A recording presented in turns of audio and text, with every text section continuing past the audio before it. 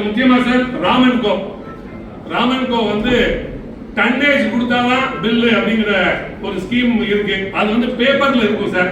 ஆனா நடைமுறைக்கு சாத்தியமா? கண்டிப்பா சாத்தியம் இல்லை. ஏன்னா என்னுடைய வார்டுல சுமார் 1000க்கும் மேற்பட்ட தூய்மை பணியாளர்கள் வந்து எனக்கு வாக்களித்து எனக்கு வெற்றி பெற வச்சிருக்காங்க.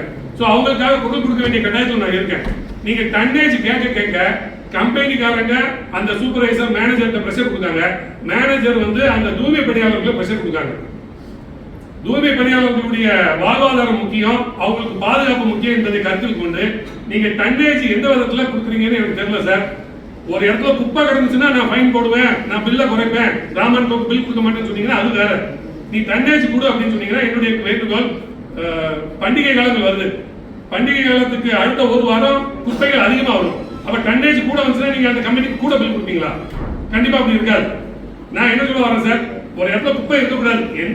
எல்லா வீட்லயும் போய் குப்பைகளை கலெக்ட் பண்ண முடியாது வேலை, அது செய்யப்படுதா? பாயிண்ட்கள் எங்கேயும் குப்பை இல்லாம இருக்குதாங்கிறத கொஞ்சம் பாருங்க.